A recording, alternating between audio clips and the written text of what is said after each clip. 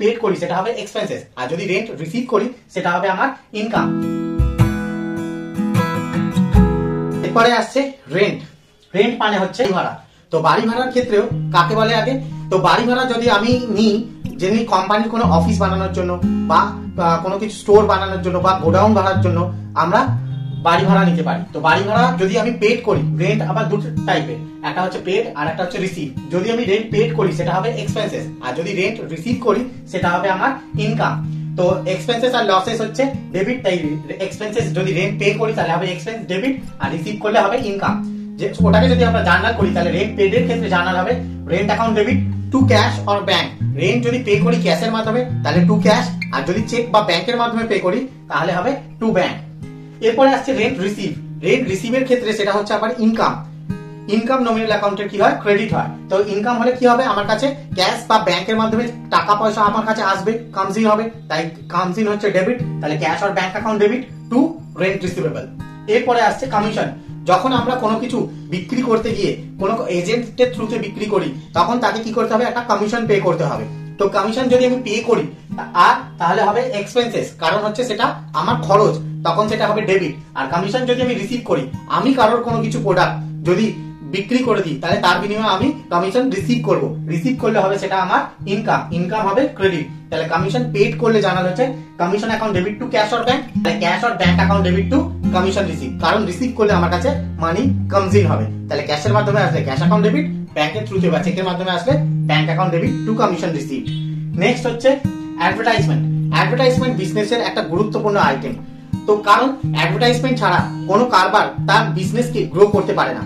যে কোনো রকমের ভাবে অ্যাডভার্টাইজমেন্ট সে করতে পারে, সেটা পোস্টারের মাধ্যমে হতে পারে, ব্যানারের মাধ্যমে হতে পারে, অথবা টিভিতে অ্যাড চালিয়ে হতে পারে, বা রেডিওতে হতে পারে, বা বড় বড় কোনো খেলোয়াড় বা প্লেয়ারকে দিয়ে তারা অ্যাড করতে পারে। তো অ্যাডভার্টাইজমেন্টের ক্ষেত্রে জেনারেলি পেডই আসে, অ্যাডভার্টাইজমেন্ট কোম্পানি পেড করে। তাহলে অ্যাডভার্টাইজমেন্ট আবার দু রকমের হয়, যদি ক্যাশের মাধ্যমে বা ব্যাংকের মাধ্যমে অ্যাডভার্টাইজমেন্ট এক্সপেন্স পেড করে তাহলে সেটা আমার এক্সপেন্সেস হবে ডেবিট, অ্যাডভার্টাইজমেন্ট অ্যাকাউন্ট ডেবিট হবে টু, যদি ক্যাশের মাধ্যমে পে করে তাহলে to cash account or bank account.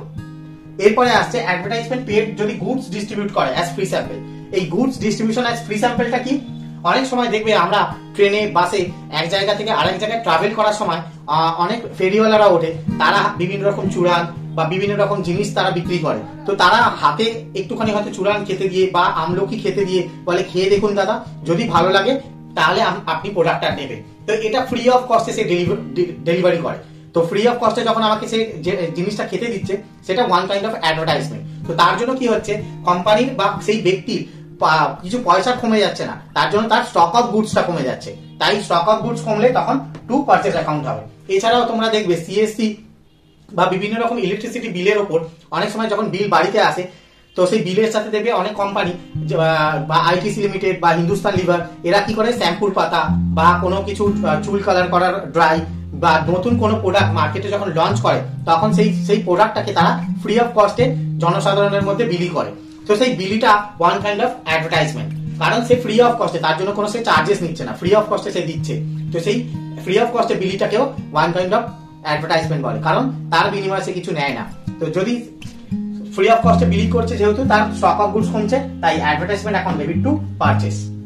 Next হচ্ছে ইন্টারেস্ট। ইন্টারেস্ট মানে হচ্ছে সুদ। ইন্টারেস্ট দু রকমের হতে পারে, একটা হচ্ছে ইন্টারেস্ট পেড আর একটা হচ্ছে ইন্টারেস্ট রিসিভ। তো ইন্টারেস্ট যখন পে কখন হবে, আমি যদি ব্যাংকের থেকে টাকা ধার নিই, ডিসকাউন্ট মানে হচ্ছে ছাড় বা বাট্টা।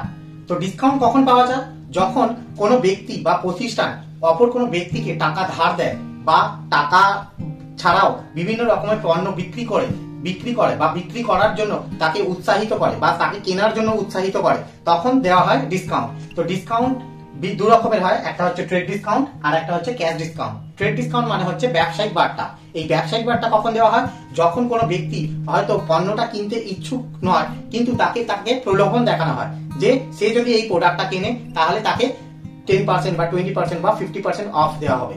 তো দেখা এরকম এক্সাম্পল বলতে গেলে আমরা যখন পুজোর সময় শপিং এ যাই, দেখা যায় প্যান্টালুন্স বা রিলায়েন্স ট্রেন্ড বা বিভিন্ন রকম বড় বড় প্রতিষ্ঠানগুলো কি করে, একটা ফ্ল্যাট 20% অফ বা 50% অফ বলে ডিসকাউন্ট দিয়ে থাকে। তো এই প্রোডাক্টের উপর সরাসরি 50% বা 20% অফটাকে বলা হয় trade discount. It is allowed for given trade facility and calculation on gross price. এটা গ্রস প্রাইসের উপর ক্যালকুলেশন করা হয়। এর জন্য কোনো এন্ট্রি পাস করতে হয় না, no entry pass for it. এটা গেল ট্রেড ডিসকাউন্ট। ট্রেড ডিসকাউন্টের পর আসছে আমাদের ক্যাশ ডিসকাউন্ট। ক্যাশ ডিসকাউন্ট মানে হচ্ছে নগদ বার্তা। যখন আমরা কাউকে টাকা ধার দিই, সে হয়তো ফেরত দিচ্ছে না, তখন তাকে আমরা কি বলি যে টাকাটা তাড়াতাড়ি ফেরত দিয়ে দিলে তাকে এক্সট্রা আর 500 টাকা বা 1000 টাকা তাকে আমরা অফ দিই। তো সেই অফটাকে বলা হয় ক্যাশ ডিসকাউন্ট। বা কাস্টমার যখন কোনো কিছু প্রোডাক্ট কিনছে, কেনার পরে সে যদি পেমেন্ট করতে আসে, তখন তাকে আমরা আরো 200 টাকা বা 300 টাকা বা 1000 টাকা, সেটা প্রোডাক্ট প্রাইসের উপর একটা পার্সেন্টেজও হতে পারে, 5%, 10% আমরা অফ দিয়ে দিই। তো সেটাকে বলা হয় cash discount. It is allowed for quick settlement of debt and calculation on net price. Gross price minus trade discount. Gross price থেকে ট্রেড ডিসকাউন্ট বাদ দেওয়ার পর যেটা থাকবে তাকে বলবো নেট প্রাইস। সেই নেট প্রাইসের উপর আমাকে ক্যাশ ডিসকাউন্ট দিতে হবে। তো এই ক্যাশ ডিসকাউন্ট আবার দু রকমের হয়, একটা হচ্ছে ডিসকাউন্ট অ্যালাউড আর একটা হচ্ছে ডিসকাউন্ট রিসিভ। ডিসকাউন্ট অ্যালাউড বা ডিসকাউন্ট রিসিভ কিরকম ভাবে আসে? যখন আমরা প্যান্টালুন্স বা কোনো রিলায়েন্স ট্রেন্ড থেকে একটা ধরো প্রোডাক্ট কিনছি, তো প্রোডাক্টটা কিনতে গিয়ে তার প্রাইস আছে 10,000 টাকা। তো সেই প্রোডাক্টটা যখন আমি লেখা রয়েছে ওখানে 20% ফ্ল্যাট অফ, সেটাকে বলবো, সেই 20% অফটাকে বলবো আমরা ট্রেড ডিসকাউন্ট। তো সেই ট্রেড ডিসকাউন্ট তাহলে 10,000 টাকা 20% কত হবে? 2,000 টাকা। তাহলে 10,000 থেকে 20% লেস করলে আসবে 8,000 টাকা। সেই 8,000 টাকাটা হচ্ছে পণ্যের নেট প্রাইস। সেই নেট প্রাইসের উপর এবার ক্যাশ ডিসকাউন্ট হবে। তো এবার আমি যখন সেটাকে পেমেন্ট করতে যাচ্ছি, সেই পেমেন্ট করতে গিয়ে লেখা রয়েছে এসবিআই কার্ডের মাধ্যমে পেমেন্ট করলে আরো 10% অফ। তাহলে এসবিআই কার্ডের থ্রুতে যদি আমি পেমেন্ট করি বা অন্যান্য কার্ডের থ্রুতে যদি আমি পেমেন্ট করি, তাহলে আরো আমি 10% অফ পাবো। সেই অফটাকে বলবো আমরা ক্যাশ ডিসকাউন্ট। তাহলে আমাকে টোটাল 8,000 এর উপর 10% মানে 800 টাকা ক্যাশ ডিসকাউন্ট পেয়ে আমাকে তাহলে পে করতে হচ্ছে 7,200 টাকা। তো 7,200 টাকায় আমি প্রোডাক্টটা কিনতে পারবো। তো এইরকম ভাবে কোম্পানি বা বিভিন্ন রকম বহুজাতিক আরো বেশি সেল করতে পারে। তো ক্যাশ ডিসকাউন্টের দুটো ভাগ, একটা হচ্ছে ডিসকাউন্ট অ্যালাউড। ডিসকাউন্ট অ্যালাউডের আরেকটা নাম হচ্ছে ডিসকাউন্ট অন সেল। যখন আমরা কোনো কাস্টমারকে পণ্য বিক্রি করি, বিক্রি করতে গিয়ে যে ডিসকাউন্ট আমাকে দিতে হয় তাকে বলা হয় ডিসকাউন্ট অ্যালাউড। কারণ যে কাস্টমারটা আমার থেকে প্রোডাক্ট কিনছে তাকে যদি কিছু ছাড় দিই, সে তাহলে হয়তো 10টা প্রোডাক্ট কিনতে এসেছিল, সে 10টার জায়গায় আরো 20টা বা 15টা বা আরো বেশি প্রোডাক্ট কিনলো ডিসকাউন্ট পাওয়ার জন্য। তো সেই ডিসকাউন্টটা when we allowed cash discount তাকে বলবো ডিসকাউন্ট অ্যালাউড। আর ডিসকাউন্ট রিসিভ বা ডিসকাউন্ট অন পারচেজও বলা হয় তাকে। when we get ডিসকাউন্ট তখন হবে ডিসকাউন্ট রিসিভ বা ডিসকাউন্ট অন পারচেজ। যেমনি আমরাও কোনো কিছু র মেটেরিয়াল বা কাঁচামাল যদি কারোর কাছ থেকে পারচেজ করি, তাই 12,000 টাকা ইন্টু 20%, 12,000 টাকা 20% হচ্ছে 12 দুগুণে 2400 টাকা। তাই 2400 টাকা 12,000 থেকে লেস করলে আসবে 9,600।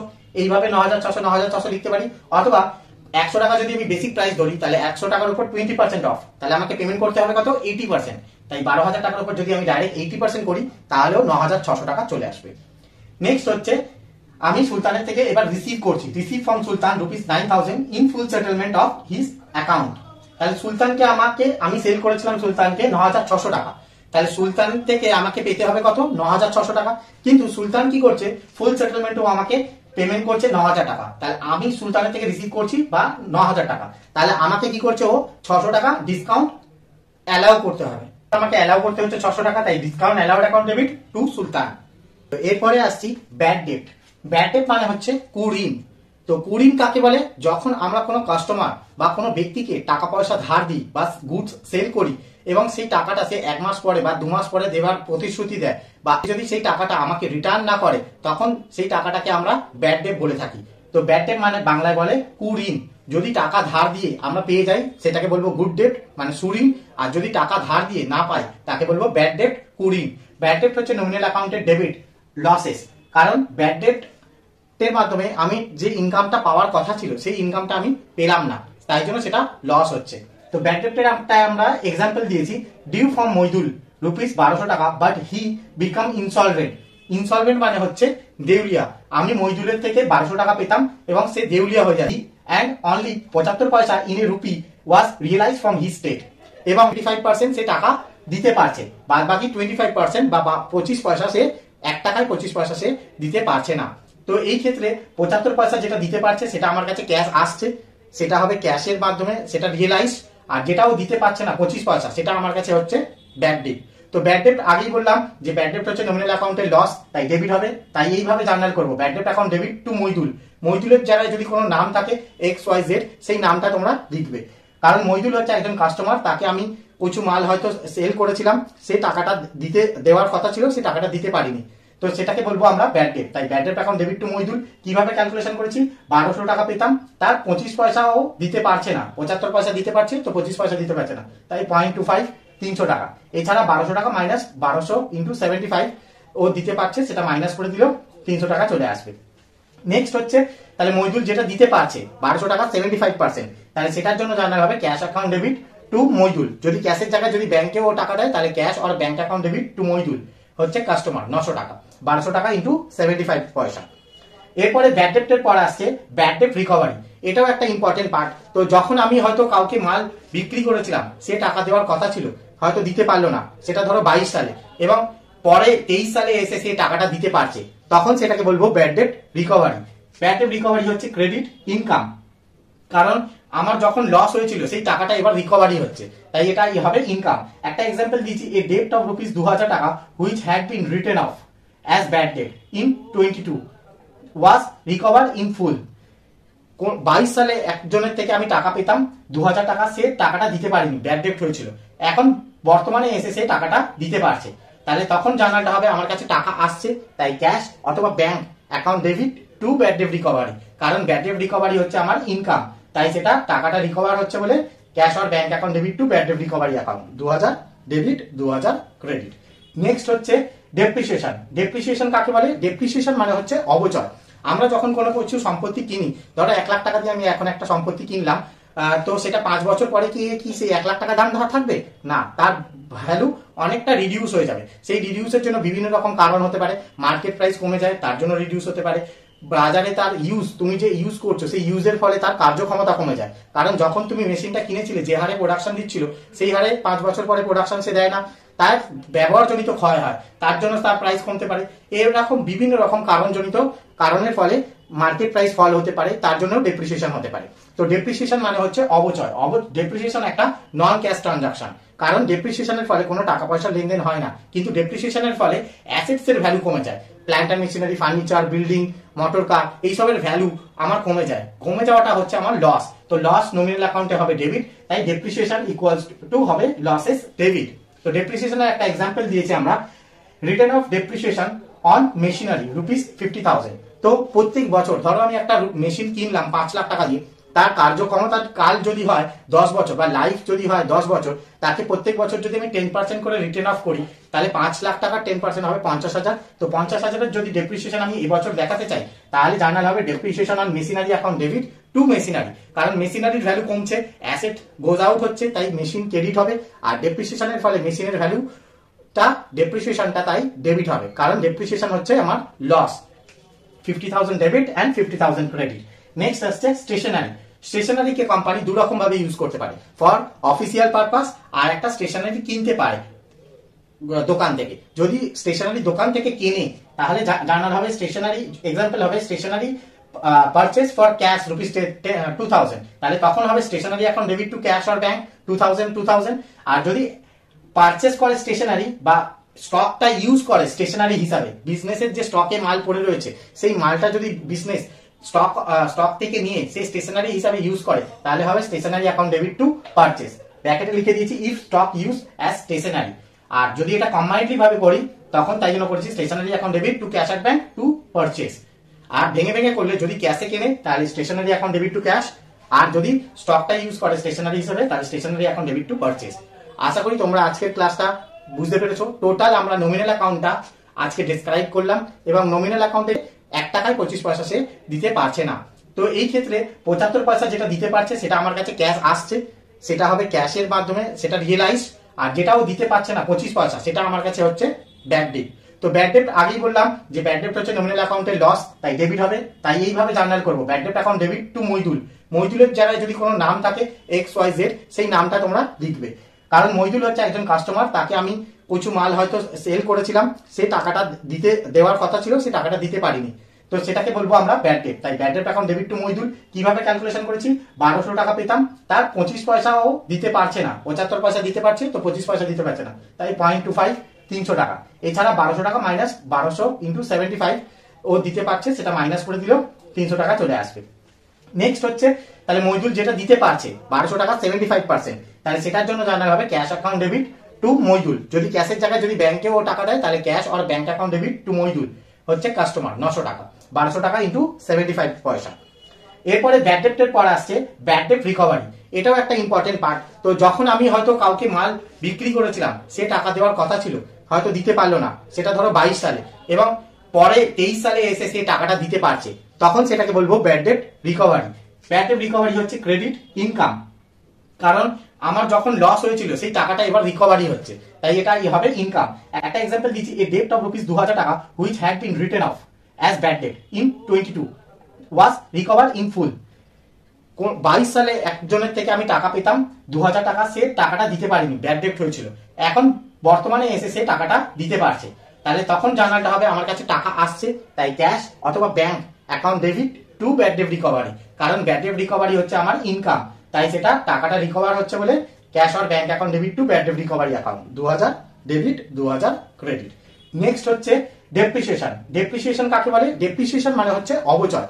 আমরা যখন কোনো কিছু সম্পত্তি কিনি, ধরো 1 লাখ টাকা দিয়ে আমি এখন একটা সম্পত্তি কিনলাম, তো সেটা 5 বছর পরে কি সেই 1 লাখ টাকা দাম ধরা থাকবে না, তার ভ্যালু অনেকটা রিডিউস হয়ে যাবে। সেই রিডিউসের জন্য বিভিন্ন রকম কারণ হতে পারে, মার্কেট প্রাইস কমে যায় তার জন্য রিডিউস হতে পারে, বাজারে তার ইউজ, তুমি যে ইউজ করছো সেই ইউজের ফলে তার কার্যক্ষমতা কমে যায়, কারণ যখন তুমি মেশিনটা কিনেছিলে যে হারে প্রোডাকশন দিচ্ছিল সেই হারে 5 বছর পরে প্রোডাকশন সে দেয় না, তার ব্যবহারজনিত ক্ষয় হয়, তার জন্য তার প্রাইস কমতে পারে।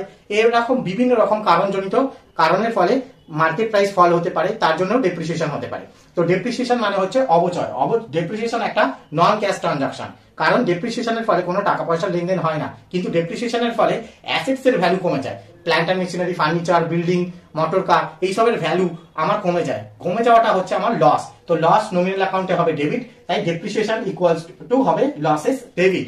তো ডেপ্রিসিয়েশনের একটা এক্সাম্পল দিয়েছি আমরা, return of depreciation on machinery rupees 50,000। তো প্রত্যেক বছর ধরো আমি একটা মেশিন কিনলাম 5 লাখ টাকা দিয়ে, তার কার্যক্ষমতা কাল যদি হয় 10 বছর বা লাইফ যদি হয় 10 বছর, তাকে প্রত্যেক বছর যদি আমি 10% করে রিটার্ন অফ করি, তাহলে 5 লাখ টাকা 10% হবে 50,000। তো 50,000-এর যদি ডেপ্রিসিয়েশন আমি এবছর দেখাতে চাই, তাহলে জানালে হবে depreciation on machinery account debit two machinery, কারণ মেশিনারির ভ্যালু কমছে, অ্যাসেট গোজ আউট হচ্ছে, তাই মেশিন ক্রেডিট হবে, আর ডেপ্রিসিয়েশনের ফলে মেশিনের ভ্যালুটা ডেপ্রিসিয়েশনটা তাই ডেবিট হবে, কারণ ডেপ্রিসিয়েশন হচ্ছে আমার লস।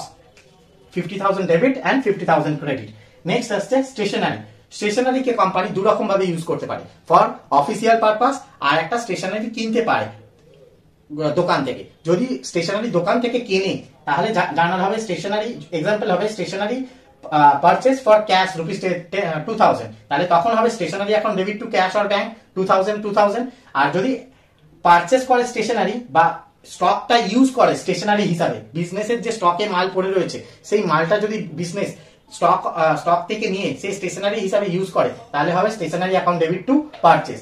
ব্র্যাকেটে লিখে দিয়েছি if stock use as stationery. আর যদি এটা কম্বাইন্ডলি ভাবে করি, তখন তাই জন্য করেছি stationery account debit to cash at bank to purchase. আর ভেঙে ভেঙে করলে যদি ক্যাশে কেনে তাহলে stationery account debit to cash, আর যদি স্টকটা ইউজ করে স্টেশনারি হিসেবে তাহলে stationery account debit to purchase. আশা করি তোমরা আজকের ক্লাসটা বুঝতে পেরেছো। টোটাল আমরা নমিনাল অ্যাকাউন্টটা আজকে ডেসক্রাইব করলাম, এবং নমিনাল অ্যাকাউন্টে যা যা তোমাদের কাছে প্রবলেম আসবে জার্নাল করতে গিয়ে, সেইগুলো তোমরা এইভাবে এই আমার ভিডিওর সাহায্যে তোমরা সেগুলোকে সলভ করতে পারো। এবং ভালো লাগলে আমার চ্যানেলটা অবশ্যই শেয়ার, সাবস্ক্রাইব এন্ড লাইক করে দিও।